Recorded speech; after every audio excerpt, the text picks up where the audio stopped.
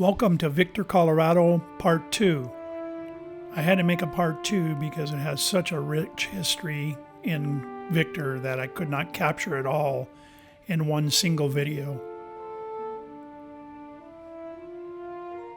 So let's get started and check out the rest of Victor, Colorado.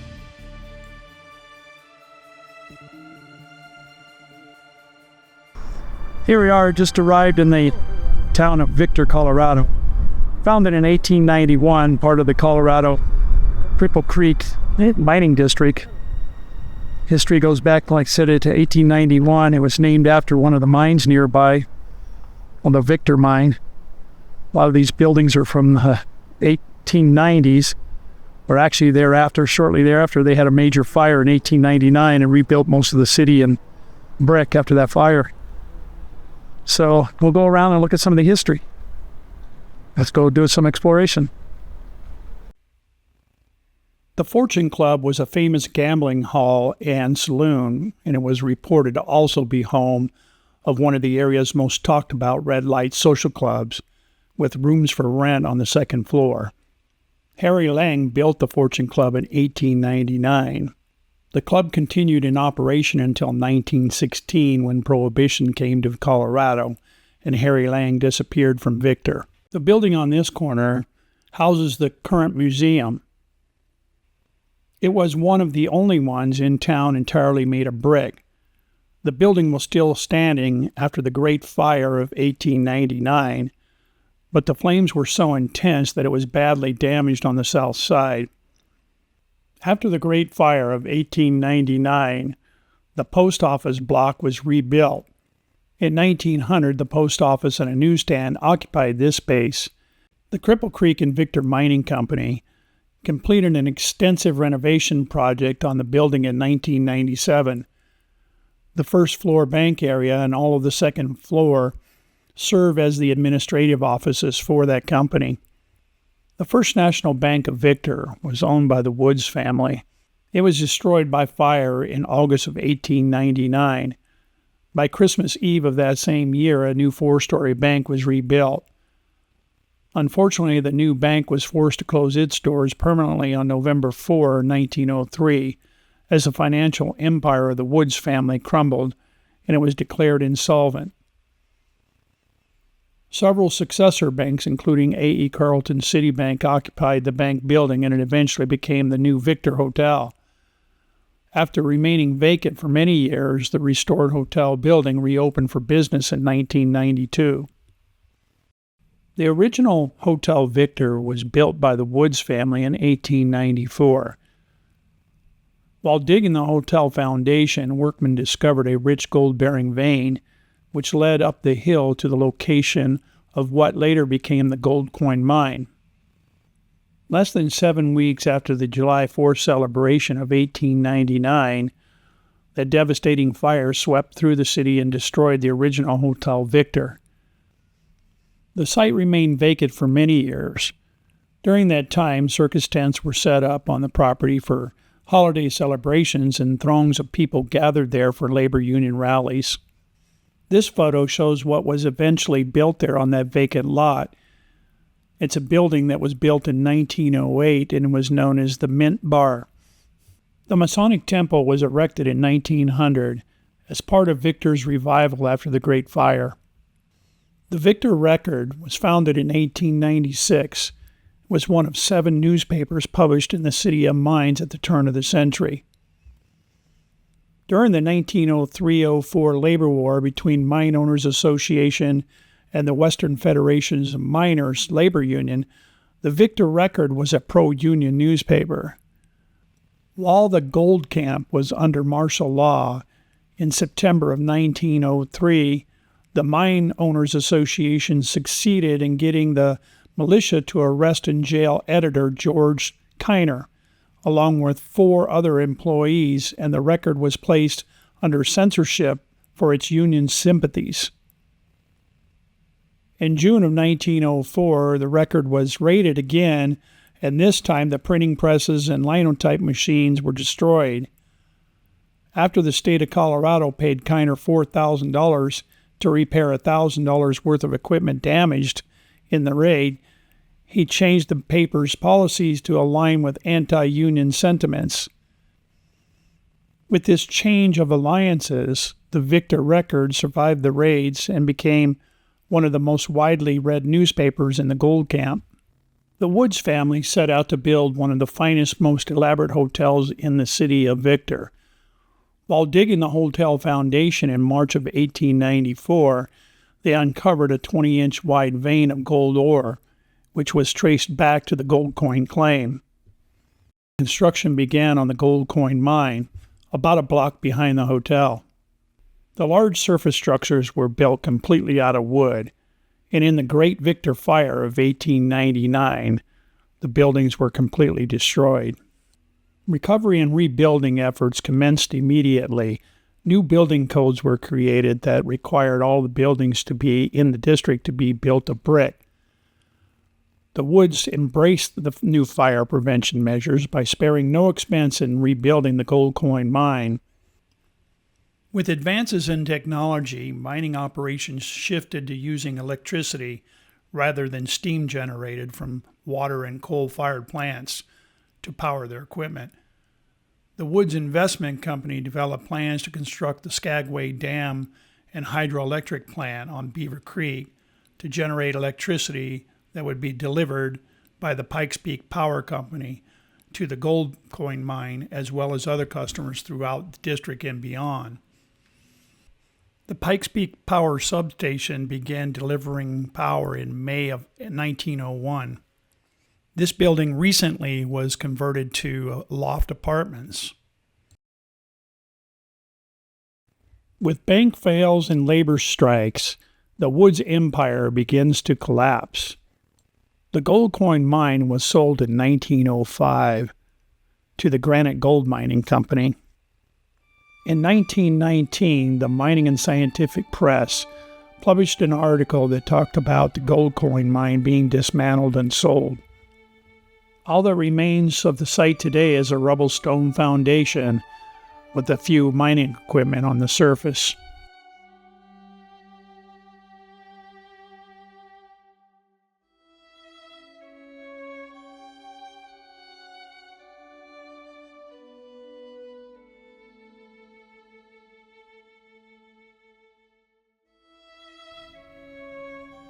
The Gold Coin Club was constructed by the Woods Investment Company as a social and recreational facility for their employees. Anyone who had worked 60 days for the company could belong. The first club building was finished just in time to be swept away by the Great Victor Fire in August of 1899. It, too, was immediately rebuilt at a cost of $50,000. That equates to about $1.9 million today. The Victor City Hall was built in 1900 to house the city government offices, including police and fire departments. The elaborate building design was made possible with donations from wealthy mine operators. This building is known as the Western Federation Mining Association Building. It was dedicated in March of 1901. The center doors and staircase led to the second-story union offices, as well as a huge hall used for meetings and community events. At the street level was retail space rented to the Simpton Grocery and the Palmer Billiard Hall. This building was ravaged by fire in July of 2014. Only the original facade remains. In 1924, the building was donated to the Victor School District, and the second floor was later converted to a gymnasium for high school. Evidence suggests that this structure was originally built as a Tompkins hardware store. By 1903, it was converted to the Victor Armory. On September 4, 1903, Governor James Hamilton Peabody ordered 1,000 soldiers of the Colorado State Militia into Teller County to defuse a situation between striking Union miners and the mine owners. The armory was used to house the militia and also served as one of the infamous bullpens, where many Union strikers and protesters were held after being arrested, often with no charges. In December of 1912, the armory was purchased by the Elks of Victor for $5,000. The Victor Baptist Church was built on property donated by the Woods family. Church members sold bricks for $1 each to raise money for construction. A mortgage burning ceremony was held in 1902. The original brick Swedish Lutheran Church was completed in 1905. Construction of St. Victor's Catholic Church was completed in 1903. The cornerstone of the Victor High School was laid on August 28, 1899, exactly 1 week after the devastating fire that destroyed most of Victor's wooden buildings. The high school was designed as one of the city's largest buildings to stand as a monument to education in the rough-and-tumble mining town. With the population of Victor continuing to dwindle, in 1975 the Cripple Creek and Victor School Board decided to shut down the school and have all students in Victor bus to Cripple Creek for classes. The Midland Terminal Railway Depot was built in 1897 by the Midland Terminal Railway Company, a short-line terminal railroad running from Colorado Midland Railway near Divide to Cripple Creek mining area. The depot was one of the first buildings in Victor. It was damaged but survived the Great Fire that destroyed most of Victor in 1899. In that era, most gold ore was hauled to mills near Colorado Springs or Pueblo for processing.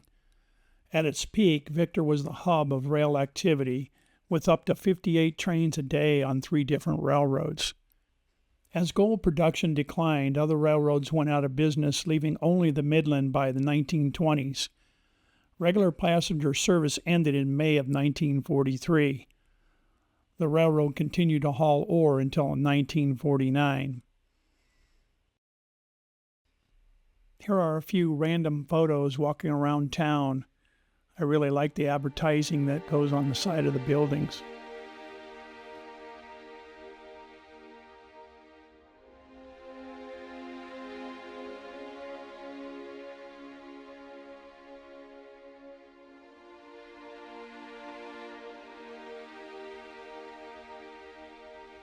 And here's a drive through downtown Victor on Victor Avenue,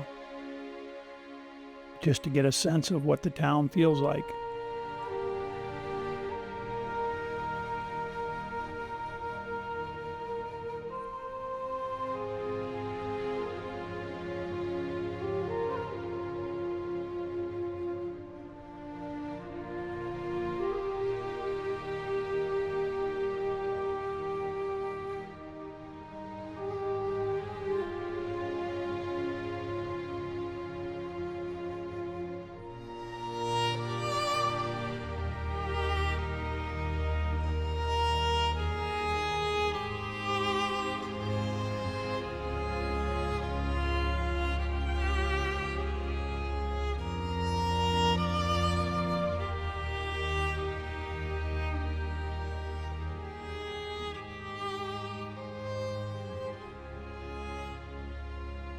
We're on the grounds of Vindicator mine located in Victor, Colorado.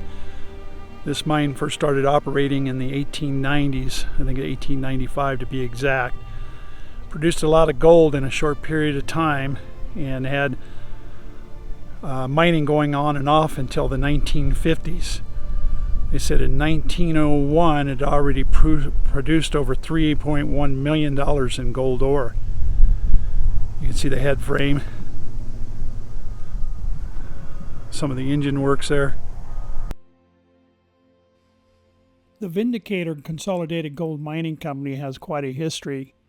It started operations in 1895 and was incorporated the following year. The company grew quickly through a series of acquisitions and consolidations with neighboring companies until it encompassed about 28 acres. In 1906, a merger was completed with the Independence Town and Mining Company and Little Gold Mining Company Limited. The new entity became the Vindicator Consolidated Gold Mining Company with nearly 80 acres in the heart of the Vindicator Valley, including the Hull City Placer property. In 1915, the Vindicator purchased the Golden Cycle Mining Company. This resulted in combining surface plants, and the Hull City and Golden Cycle mines were closed down and scrapped out with all future work being conducted through the Vindicator workings. By 1912, these workings were over 12 miles long. A.E. Carleton's United Gold Mining Company bought out the Vindicator interests in 1922. They then leased out most of the properties to independent contractors, a policy which continued up until World War II. The Vindicator processed a small amount of tonnage through the World War II period, although production increased considerably after the war. The mine closed in 1953, opened briefly for exploration in 1956, and shut down completely in 1958.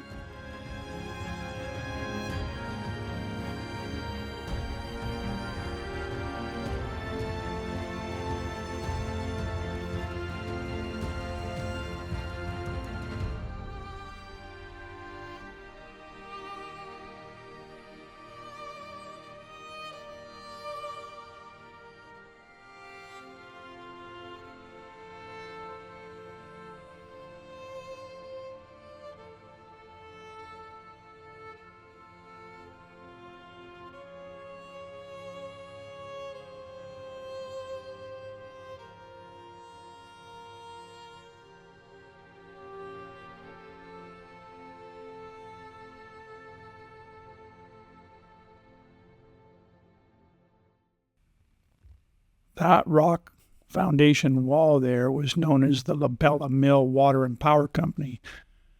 The plant was built by David Moffett Interests to produce DC electricity for the High Line streetcar line of the Golden Circle Railway. Electricity was also provided to mines and mills as electrical equipment began to supplant steam-powered equipment.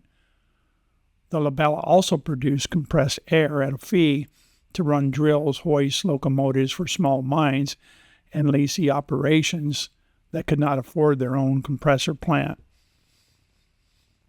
The La Bella Power Plant went out of business in 1907 as a result of competition from power plants in Canyon City and Skagway Hydroelectric Plant.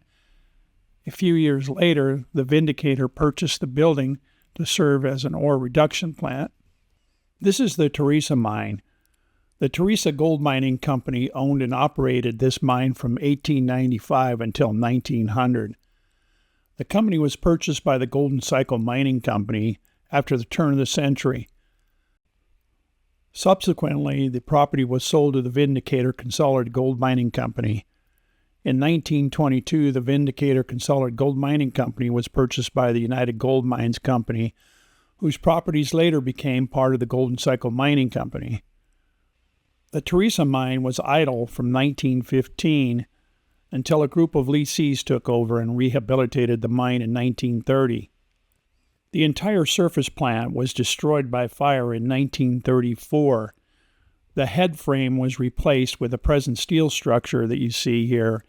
Additional exploration was carried out in 1961 and failed to give promising results, and the Teresa mine was closed permanently. Winfield Scott Stratton staked his claim for the Independence Mine on July 4 of 1891. In 1894, Winfield Scott Stratton became the first millionaire to come out of this mining district. In 1899, Stratton sold his Independence Mine for $11 million in stock options to the Venture Corporation, which was a London-based company. The new company became known as Stratton's Independence Limited. A mill was constructed on site and opened in April of 1908. They upped the production and depleted the mine's rich ore deposits, dropping the values at lower depths, as well as water and labor problems drove down the Independence Mine value. In June of 1915, Stratton's Independence Limited sold the Independence Mine to the neighboring Portland Gold Mining Company for $375,000. The Independence Mine was closed in 1928, and it opened briefly in 1934, where lessees were allowed to operate there until 1938, when the mine was closed forever.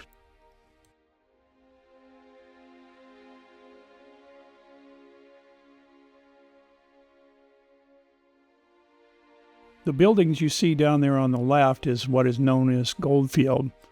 Goldfield was established by the Portland Town and Mineral Company on August 4 of 1894. It is located just a few miles south of Victor. There were 4 schools and a city hall. All was completed by 1898. By 1899, there were 3,000 people, and it was known as the City of Beautiful Homes. This building was originally built as a city hall and later housed the fire department.